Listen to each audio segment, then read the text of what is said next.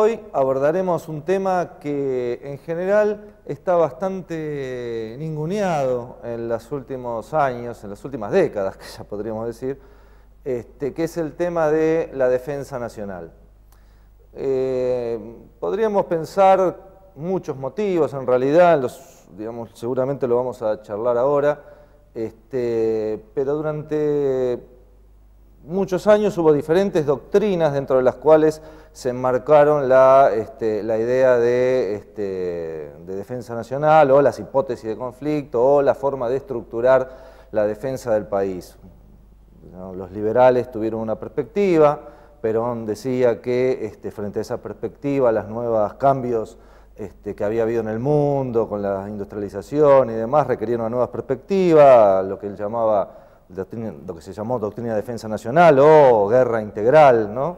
Después de eso una transición hasta que llegamos a lo que nosotros conocemos como doctrina de seguridad nacional, ¿no? Que en realidad algunos llaman, yo creo más correctamente, o terminó siendo claramente doctrina de seguridad interna, que ve al enemigo internamente, y que tuvo sus variantes de seguridad y desarrollo, etcétera, pero podemos llamarla más bien doctrina de seguridad interna que tanto daño nos hizo.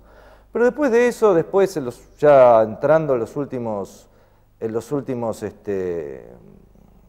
décadas, específicamente después de la Guerra de Malvinas y en la transición democrática, hasta la actualidad, encontramos que es difícil encontrar cuál es o por lo menos es lo que vamos a charlar hoy, cuál es la doctrina que rige la seguridad, la defensa, las hipótesis que nuestro país tiene para defenderse de las diferentes agresiones que realmente permanentemente sufre, ocupando inclusive una parte de nuestro territorio, ¿no? Para charlar de estos temas, tenemos invitado hoy al compañero, al doctor Ignacio Sacchetti, especialista en defensa. ¿Cómo estás, Ignacio? Muy bien. Trabajaste en el Ministerio de Defensa, ¿no? Sí, estuve cumpliendo una comisión de servicios entre el año 2004 y 2005, en un área bastante medular para el sistema de defensa, que es la Dirección General de Política.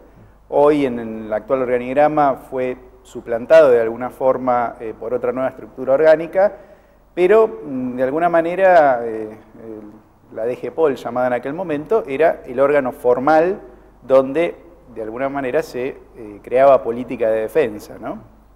Por supuesto, en el marco de los lineamientos del Estado Nacional. Lo que vos estabas comentando me parece una síntesis bastante aproximada de cuál es la problemática actual del tema. Debemos tener en cuenta que a partir de Malvinas, para hablar de estas últimas un poquito más de 3 décadas, evidentemente significó un punto de inflexión en todo el sistema de defensa de Argentina. Naturalmente, la vuelta a la democracia, producto evidentemente de la lamentable derrota en Malvinas, provocó inmediatamente, ciñéndonos estrictamente a lo presupuestario o a la parte estrictamente material del sistema de defensa, con una serie de recortes importantes en el ámbito presupuestario que provocaron virtualmente una situación de progresiva degradación. Ahora bien, ¿qué es, si puedo decir, lo importante, vamos a decir, de aquellos primeros 10 años, por poner un límite temporal? Porque hubo un periodo inmediatamente después a la transición, durante la transición democrática, llamamos transición democrática de Malvinas, y un periodo importante de la época de Alfonsín, en la cual hubo importantes debates sobre la necesidad de una ley de defensa, que al final no se sancionó, quedó en el aire. Claro, recién la reglamentación de la Ley de Defensa Nacional ocurre precisamente hace poco tiempo, fue en el gobierno de Kirchner. Fijémonos que esa es una ley de mediados de los 80s y que recién se reglamentó hace poquitos años, de forma tal que en todo ese tiempo tuvimos de alguna manera un déficit legal, eso es indubitable. De la misma forma que hay un déficit legal en lo que se refiere al tema de producción para la defensa. Hay ahora actualmente en el Parlamento algunos proyectos que tienen que ver con formalizar una norma que permita procurar los elementos materiales de la defensa. Eso es absolutamente fundamental. Volviendo al periodo 83, pero hasta ahora, ¿ha existido, porque yo intenté, digamos, sí, muy sintéticamente decir periodos que han tenido una hegemonía dentro de lo que es la idea de... ¿Ha habido del 83 una idea común hasta hoy de defensa nacional o de hipótesis de conflicto? No, verdaderamente, incluso si uno observa en todo el arco político, casi diría sin distinción, en materia de política de defensa hay un enorme vacío, hay una situación de cierta orfandad, ¿sí? Por supuesto, tiene que ver también, o sea, no es estrictamente una cuestión argentina, pero tiene que ver con lo que pasó a partir de los inicios de los 90, ¿no? Evidentemente, en todo Occidente en particular, naturalmente a partir de la caída de la Unión Soviética significó, en términos estratégicos, una redefinición completa de los instrumentos militares en todo Occidente, no solamente acá en la Argentina. El problema argentino, me parece que es un problema que no tienen los otros países de la región, para ponerlo en un ámbito latinoamericano, es que, primero, son países, los del resto de América Latina, en general, nuestros países limítrofes, para ponerlo más acotadamente, que no han sufrido un conflicto armado como el que sufrió nuestro país. La guerra de Malvinas fue una guerra de intensidad muy elevada, aunque acotada en el tiempo. Es decir, si uno se fija la cantidad de bajas materiales, y las más importantes, las bajas humanas, fueron muchísimas en muy poco tiempo. De manera que se libraron combates muy intensos en muy poco espacio temporal. ¿De combate concreto fue un poco menos de un mes, no? Las acciones se iniciaron concretamente, digamos, las acciones de la reconquista británica fueron a partir del 1 de mayo del 82, y las acciones se sucedieron hasta el 14 de junio. Cada ¿sí? Un mes y medio. 1000 muertos hubo más o menos por otro lado. En general, 600. Nosotros, a ver, los británicos han decretado el máximo secreto que ellos tienen, que es por 99 años. Algunas cosas se han desclasificado, ¿no? Pero nada realmente de lo medular. Ellos admiten bajas mortales del orden de los 254 personas, y nosotros un poco más, casi más del doble, porque lo del Belgrano desequilibró todo. Nosotros tuvimos 323 bajas mortales en el Belgrano, más el resto de bajas mortales del resto de las otras fuerzas, tanto en tierra como en el aire, de manera que totalizan unos 649. De forma que fue un conflicto con una enorme cantidad de bajas, y siempre heridos. En todos los conflictos generalmente se calculan cerca de 3 veces, más o menos, para poner... Generalmente por cada fallecido hay 3 heridos, más o menos. De manera que sí, fue un conflicto muy severo. Y además dejó un conflicto que no está resuelto. Así es. En términos no solo militares, Así sino es. En términos geopolíticos y económicos, es permanente.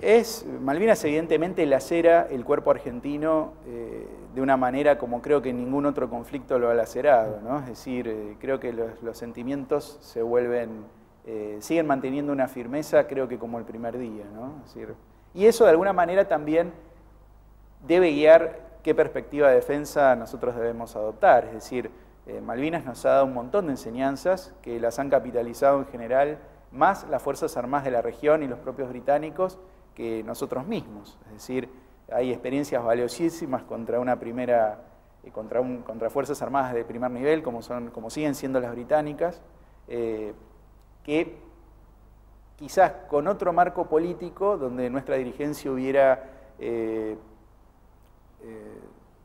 realmente capitalizado esas experiencias y se hayan podido volcar realmente al diseño de un instrumento militar eficiente, bueno, creo que esa es la principal asignatura que me parece que se tendría que haber hecho en todos estos años. No obstante, yo diría, a pesar de todo, que para poner un poco, si hablamos en décadas más o menos, para tratar de esta cuestión poderle dar un cierto marco temporal.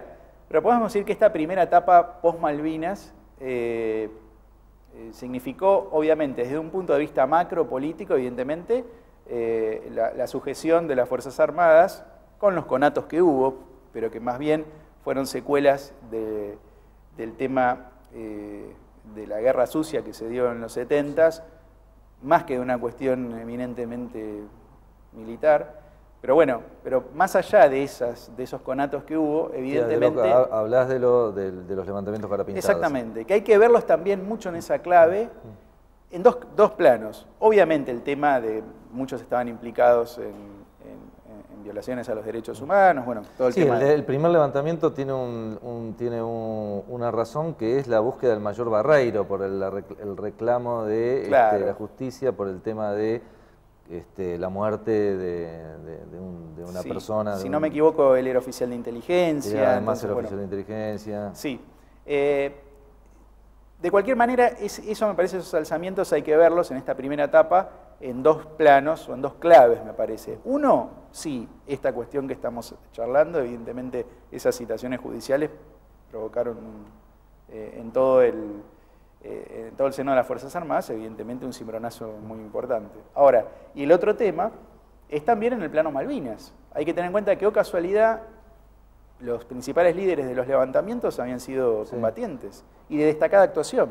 Es decir, que generaban en sus subordinados, evidentemente, un sentimiento de admiración y de respeto que hacen también que coadyuven al liderazgo que tenían estos sectores. Seineldin y Rico, ¿no? Claro. Sí, igual Seineldin y Rico tenían visiones diferentes, ¿no? Sí, Porque...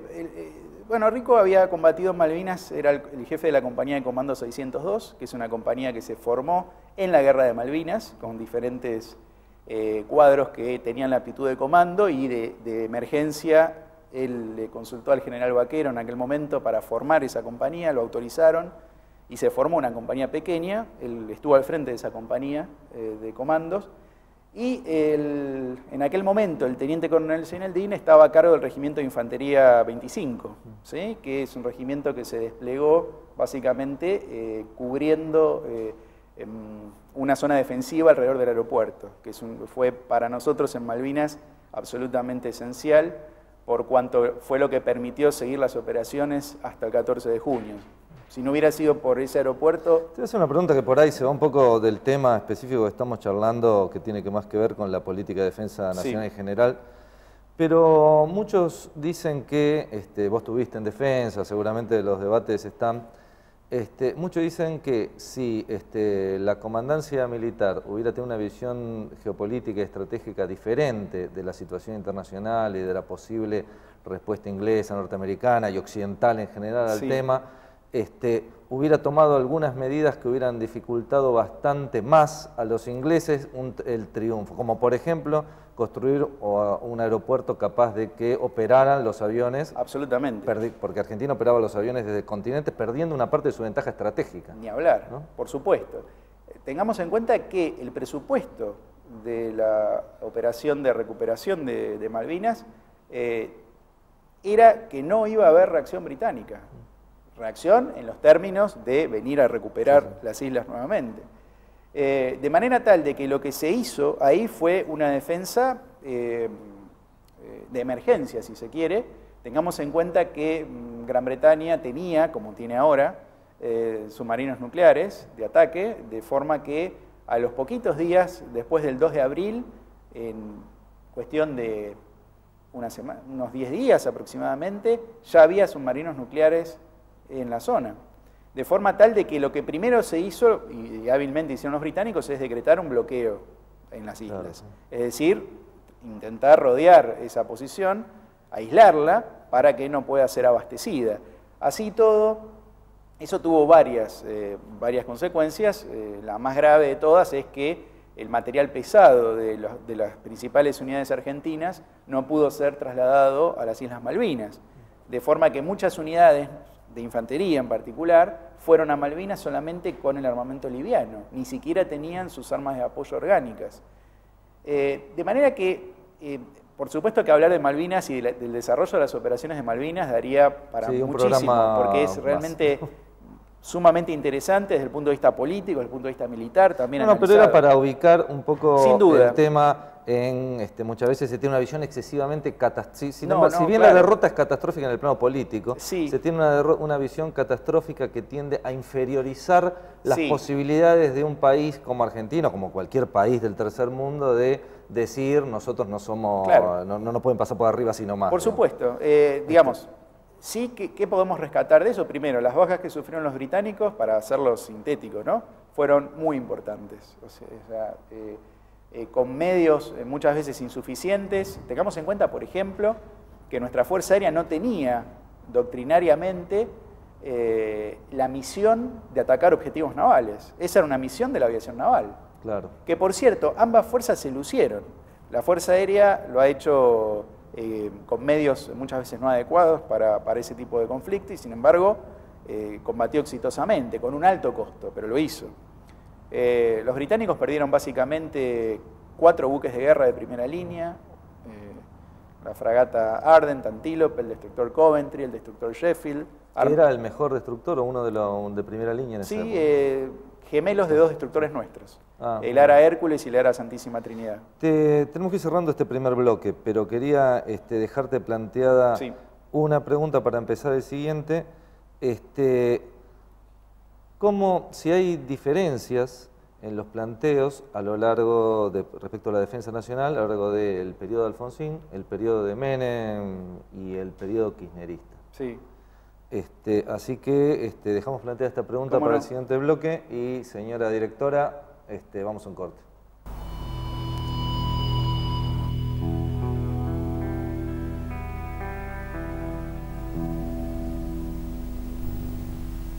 Seguimos con Ignacio Sacchetti, especialista en defensa, y habíamos dejado una pregunta, Ignacio, si en el periodo post-Malvinas, o sea, en el periodo democrático, el que vivimos actualmente, había habido diferencias entre los diferentes, bastante bien delimitados gobiernos de Alfonsín, de Menem de la Rúa, podemos decir, y el gobierno de los Kirchner.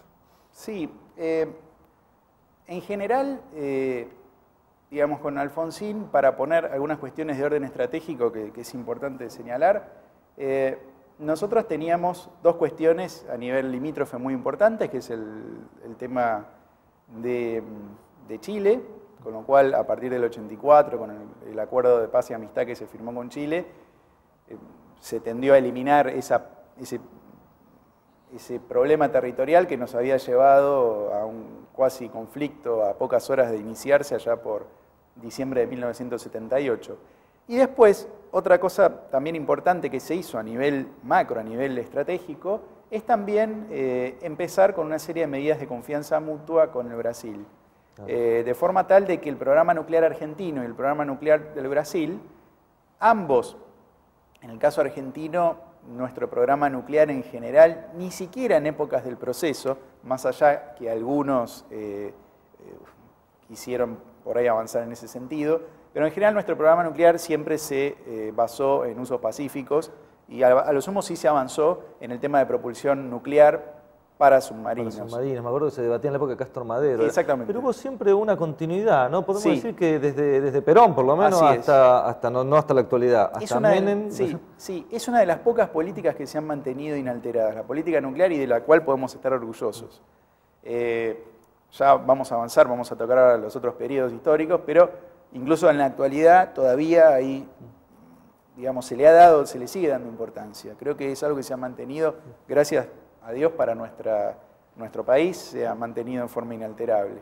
Pero como te comentaba, el tema de Alfonsín, podríamos decir, a nivel regional, esos conflictos con Chile directamente en el ámbito territorial, con Brasil en un ámbito casi de competencia, podemos decir, pero la excelente relación que pudieron entablar el presidente Alfonsín y el presidente Sarney en su momento hizo que, y estos sistemas de cooperación bilateral y de medidas de confianza mutua en el ámbito particularmente nuclear, Brasil sí tenía un programa de armas nucleares, claramente,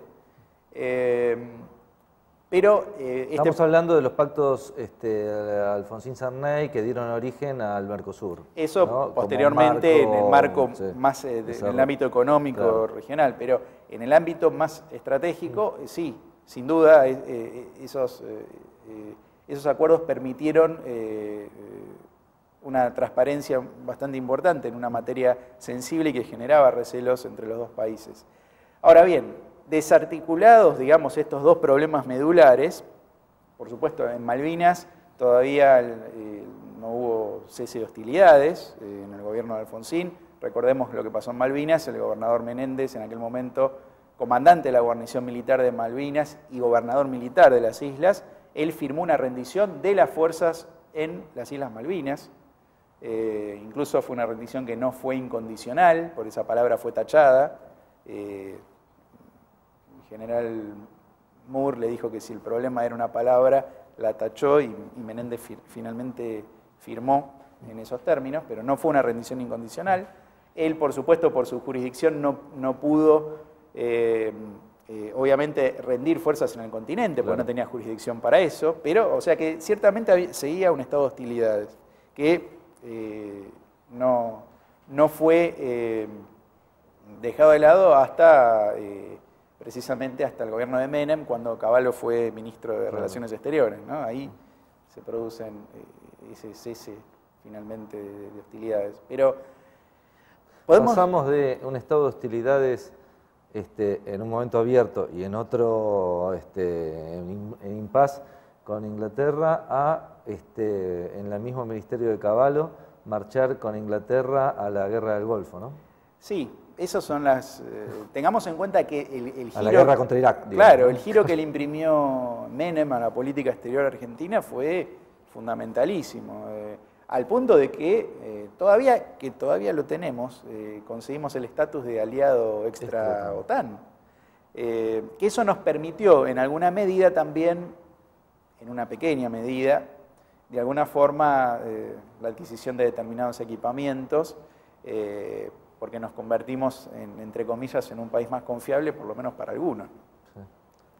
Sí. Con Menem, ¿qué fue lo que pasó para pasar a la etapa de Menem? Tampoco se veía, tengamos en cuenta, el único problema, digamos, a nivel limítrofe, que todavía seguíamos teniendo era con el tema de los hielos continentales patagónicos, que en aquel momento fue un tema.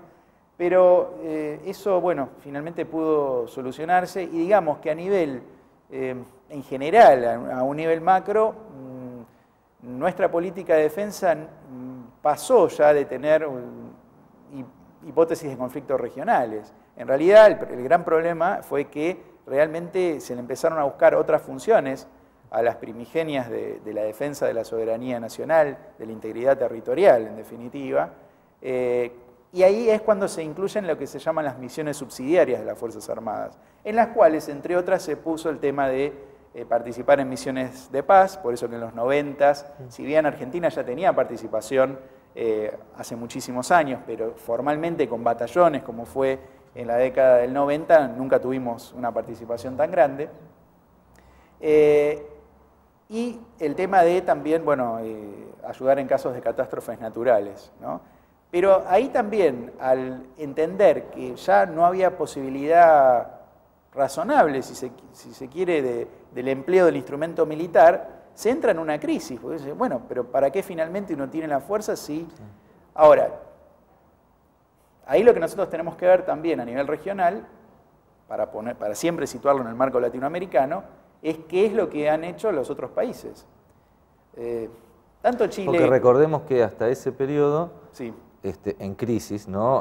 No solo el ejército, digamos, sí. sino en crisis, me refiero al país sí. en general, económica y política, hasta ese periodo funcionaban fabricaciones militares, la fábrica militar de aviones, había una serie de proyectos industriales, técnicos, sí. Inclusive había, bueno, con Menem se abolió el servicio militar obligatorio, pero había una serie de una estructura militar que uno podía criticar o no, pero una estructura militar determinada. Esos son lo que se llaman las bases materiales de la defensa nacional, es decir, el sistema que nosotros adoptamos acá en el país básicamente preveía una multitud de fábricas especializadas en la producción de material de defensa, que en general tenían un uso dual, en particular de las de fabricaciones militares. Es decir, era un sistema que, claro, ninguna fábrica en el mundo va a poder subsistir en el tiempo si no tiene pedidos constantes, de forma tal de que siempre van a tener capacidad ociosa. Fabricaciones militares estuvo estructurada de forma tal de generar elementos materiales para la defensa y también para el medio civil, de forma tal de poder autosostenerse y no convertirse en un lastre para las finanzas públicas. Fabricaciones militares llegó a tener 14 fábricas a lo largo y ancho del país y participación societaria en muchas más. En áreas siempre medulares que se entendían o estratégicas del desarrollo de la industria de la defensa. Entramos en el concepto de defensa nacional que yo había mencionado en un primer claramente. momento. La ley 12.709... Que no es exclusivamente militar en el término de lo que se entiende en el comúnmente. ¿Cuántos soldados con fusiles tengo? Sino en un término más industrial, más tecnológico. Esos conceptos son ya los conceptos, digamos, de bastante... El primero que introdujo eso acá formalmente fue, en cuanto a la movilización industrial para la defensa, fue el general Manuel Nicolás Savio, quien dio los primeros cursos en el país de fabricación, tanto de armamentos como de explosivos, etc. Fue el creador nada menos de la Escuela Superior Técnica para formar ingenieros militares especialistas en esa producción. Y también, básicamente, gracias a él, que era incansable, se sancionó una ley, que fue la ley 12.709 de 1941, que creó la Dirección General de Fabricaciones Militares. Eso permitió, obviamente, abastecer lo medular de la defensa en cuanto a los armamentos básicos y después, con el correr de los años, se incorporó y llegó a ser la industria de defensa más importante de América del Sur. Quizás, después de los Estados Unidos y Canadá, nuestra industria de defensa era sin dudas la número 1 en América Latina. Nosotros teníamos la fábrica militar de aviones, hoy rebautizada como fábrica militar, la fábrica... fue privatizada con Menem y ahora la volvieron a estatizar. Sí, fue entregada en concesión. Fue entregada en concesión, ¿no? A la Lockheed que Martin. básicamente la desmanteló. Y sí, porque las líneas de producción fundamentales fueron desmanteladas. En realidad se convirtió en un gran taller de mantenimiento. Hoy es la fábrica Brigadier San Martín. Y de manera que en ese sentido teníamos una industria importante, y astilleros también. Claro. Argentina tuvo la primera fábrica de submarinos de América Latina, el astillero Román García. Ahora están reparando un submarino. Claro, claro. Ya por ahí nos adelantamos un poco a todo el tema del 2013 en adelante, cuando asume Néstor Kirchner y después Cristina Fernández. Pero podemos decir que en la etapa de Menem, evidentemente, este nuevo cambio que se produce en el mundo, el desmembramiento de la Unión Soviética y demás. Y la filosofía con que el gobierno pretende incorporarse a él también. Por supuesto. Entonces eso provocó también, desde el punto de vista material, analizado, de nuestro instrumento de defensa, provocó prácticamente la desaparición de la mayoría o de nuestras fábricas de defensa, o en su caso, prácticamente la paralización absoluta. Fabricaciones militares, de esas 14 fábricas, quedó con 4, que son las que hoy tenemos. El astillero Río Santiago, que fabricó fue un astillero que originalmente fue un astillero militar, hecho para construir acorazados, nunca llegó a hacerlos porque hubo un cambio en el paradigma de construcción naval y se pasó, después de la Segunda Guerra Mundial, del acorazado, y ya incluso en la Segunda Guerra, de los acorazados a los portaaviones como buques capitales. Pero fabricó muchos elementos para la Armada, fabricó bajo licencia el destructor Santísima Trinidad, de última tecnología, 6 corbetas MECO 140, también de un nivel tecnológico elevado, y otra serie de buques para la Armada importantes. Bueno, ese astillero fue provincializado, porque también estuvo a punto de cerrar. Un astillero que incluso fabricaba motores diésel de uso marino, el único, diría, casi en Sudamérica.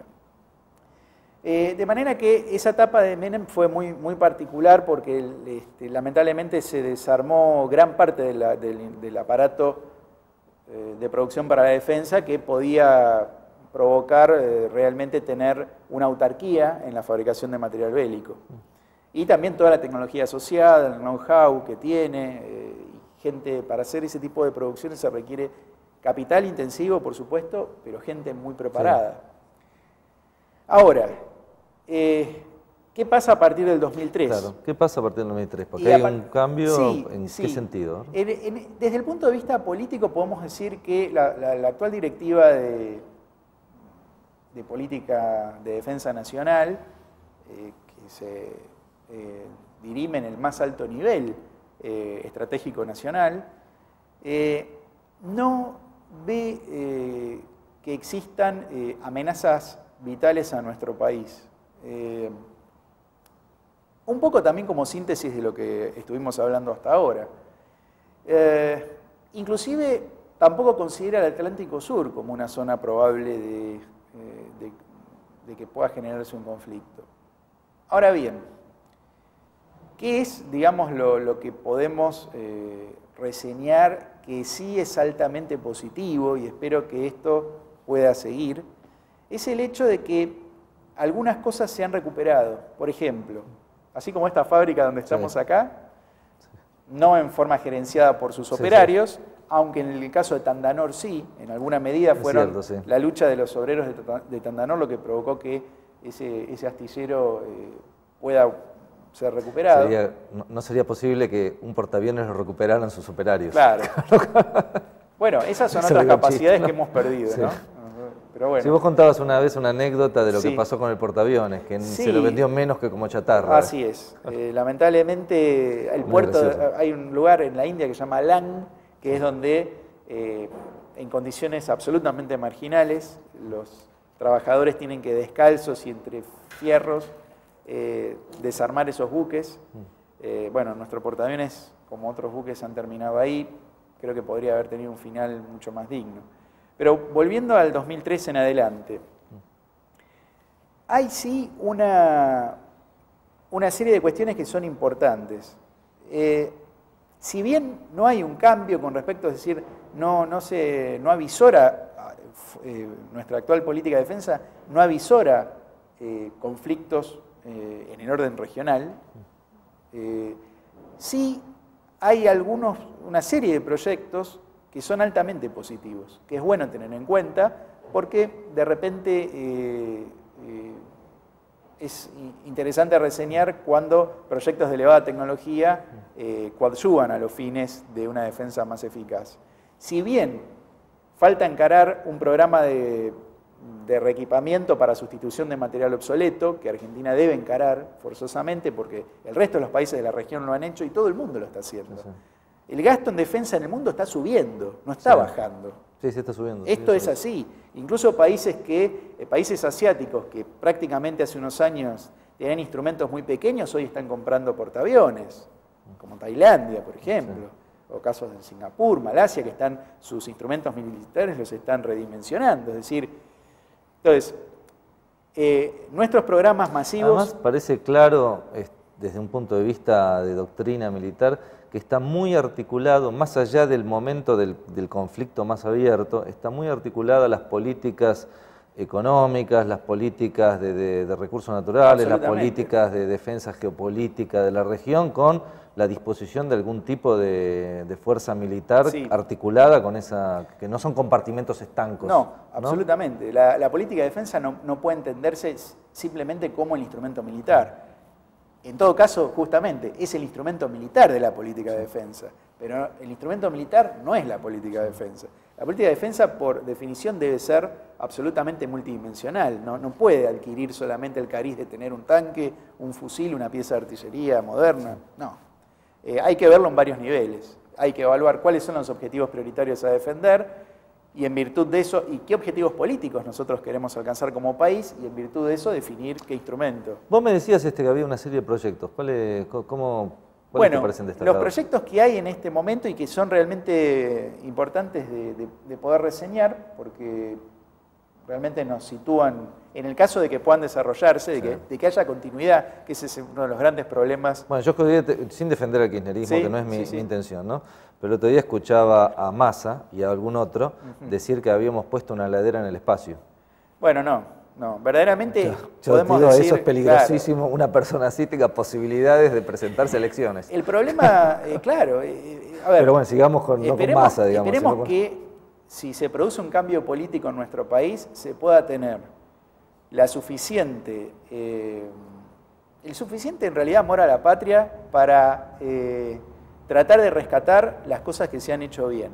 Si no pasa como pasó con Perón en el 55, cuando nosotros teníamos también desarrollos importantes y como el Pulqui 2 era un programa peronista, terminaron destruyéndolo y comprando aviones Sabre usados. Eso es sorprendente, porque eso la gente en general no lo sabe, ¿no? O muy poca gente lo sabe, ¿no? Es que estaba el desarrollo del Pulqui 2. Estaba concluido. Y se entregó los planos a cambio de unos aviones de... Claro, se compraron 28 Sabres usados a los Estados Unidos, de la guerra de Corea. Usados, en un estado bueno, más o menos, y obviamente caros, porque el valor, el costo de la dependencia es caro siempre, y en materia de defensa nacional es doblemente caro.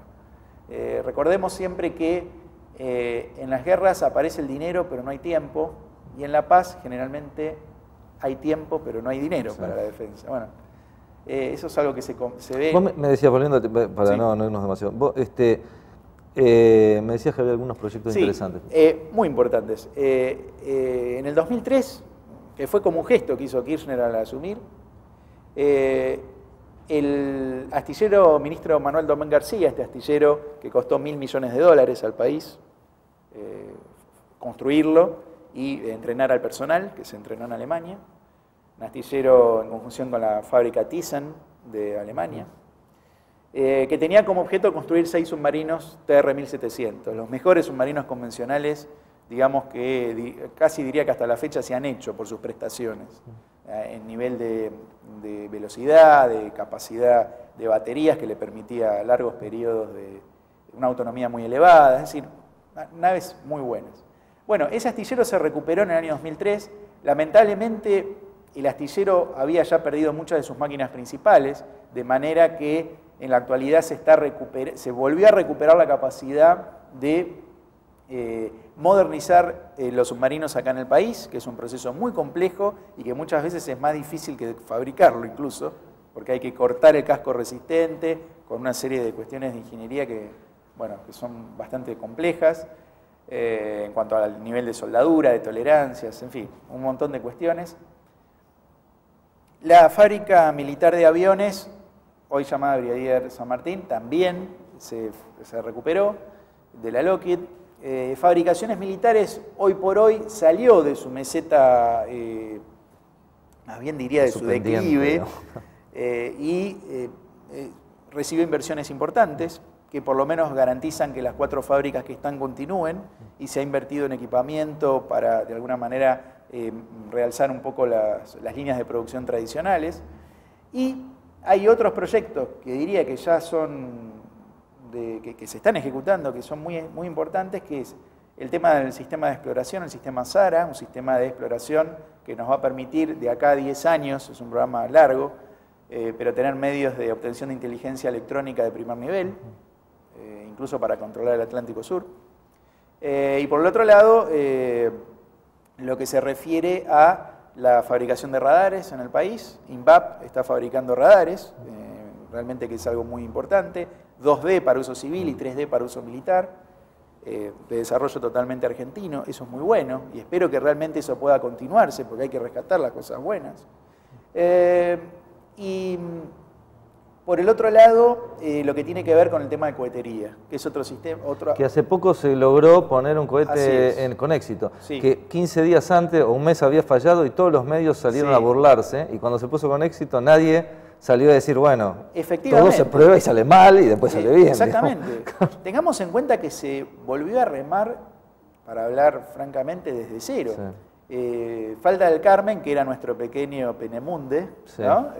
Para poner en paralelismo con aquel centro famoso de desarrollo misilístico alemán en la Segunda Guerra.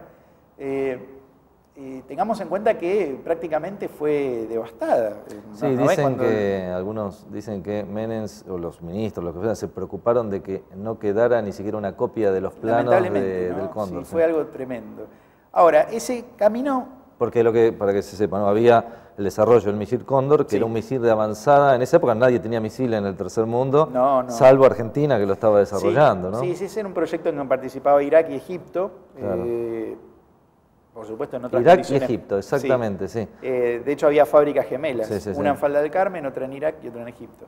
Y nosotros fuimos con armas en contra de Irak, para el mismo momento, ¿no? Sí, No, bueno, hay explicaciones que cerrarían otras cosas por otros lados, digamos. Como ocurre Claro. en esta cuestión de defensa y de producción para la defensa y desarrollos tecnológicos elevados, uno puede ver cosas desde el punto de vista político muchas veces incomprensibles. Pero bueno, son intereses. De cualquier manera, diría, sí, el Cóndor claramente nos iba a significar, por un lado, tener un vector para poner satélites y por otro lado, tener un misil. Que vuelva obsoleta cualquier sistema de defensa inglés en las Malvinas. Sin duda, Claro. sin duda. Para ir cerrando un tema más político y bastante complicado. Sí. Vamos a...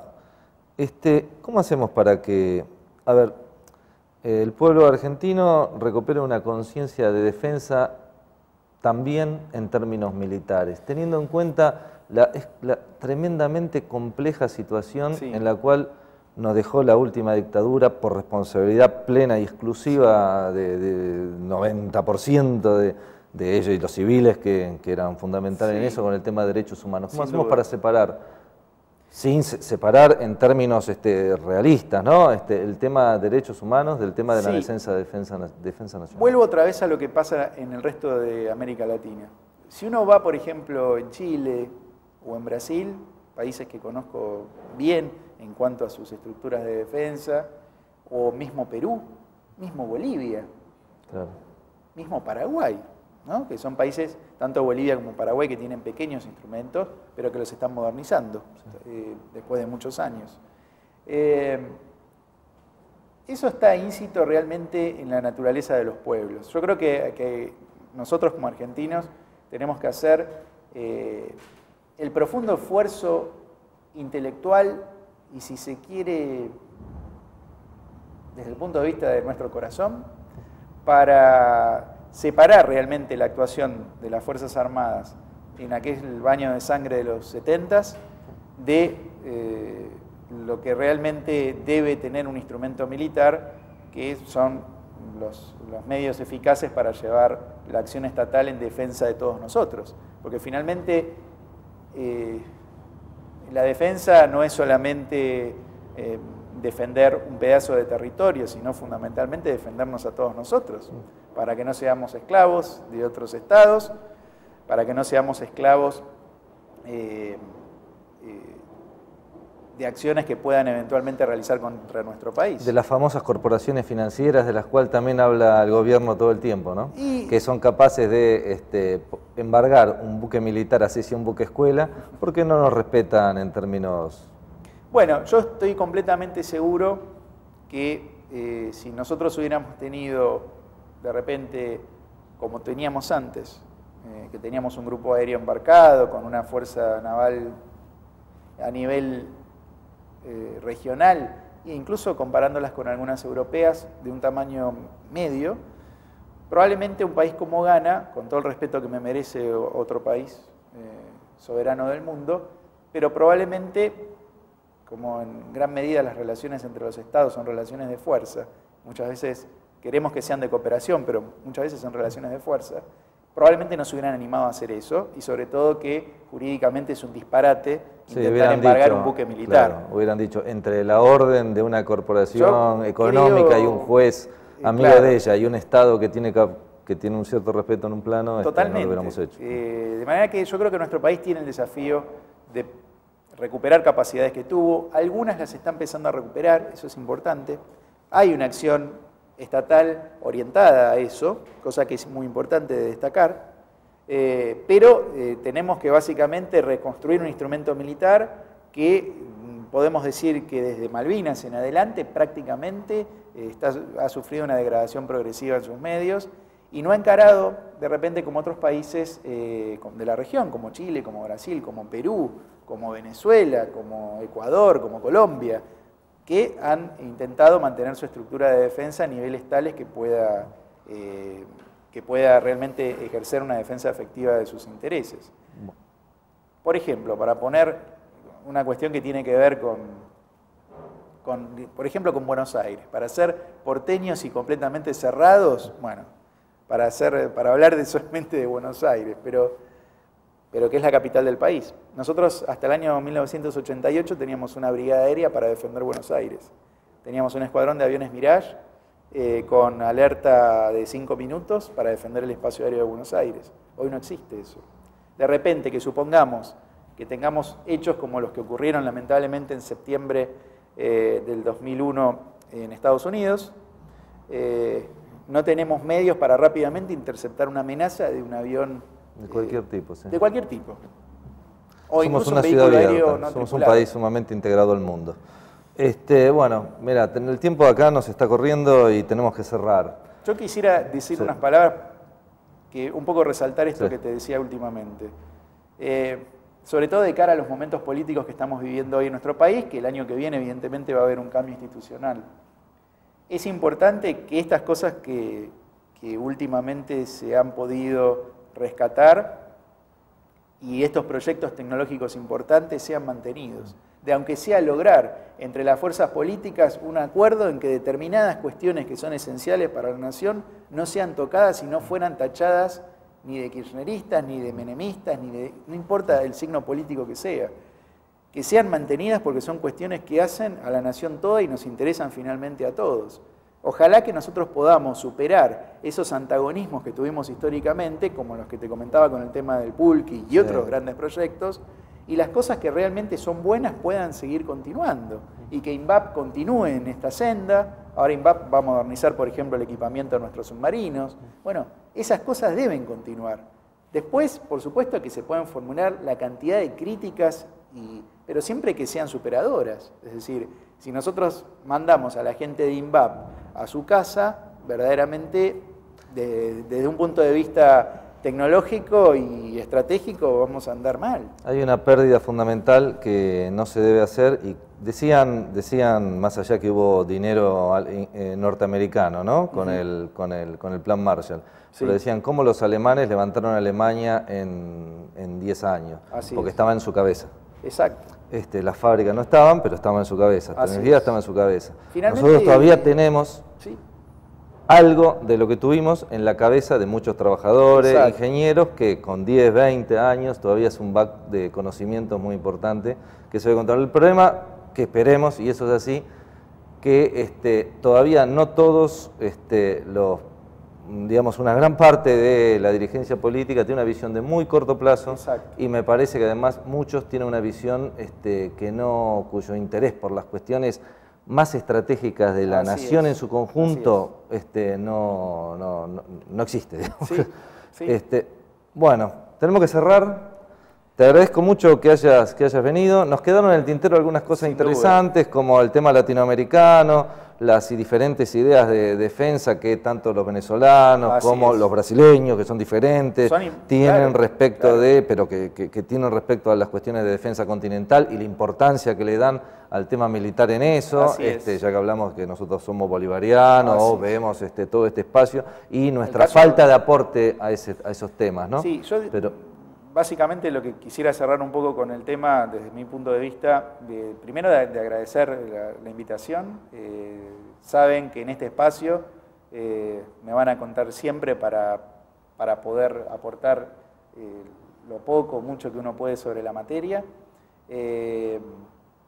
Y que bueno, que me siento realmente sumamente contento de estar hoy acá con ustedes y me comprometo, si ustedes quieren, para otra oportunidad, naturalmente, para ampliar estas circunstancias y ampliar un poco la visión de lo que pasa en el resto de América Latina, ¿no? Exactamente. Bueno, quedamos comprometidos entonces para charlar el tema de defensa en función del tema de la integración latinoamericana, que a nosotros tanto nos interesa, y la ubicación de nuestros países en este nuevo contexto geopolítico mundial tan complicado y que va a requerir estar preparados para lo que ya viene complicado y será más complicado en el futuro. Así es. Bueno, hemos estado en un nuevo programa de Dale Fuego. Muchas gracias, Ignacio, por estar acá. Muchas gracias a ustedes. Y saludamos a toda la teleaudiencia.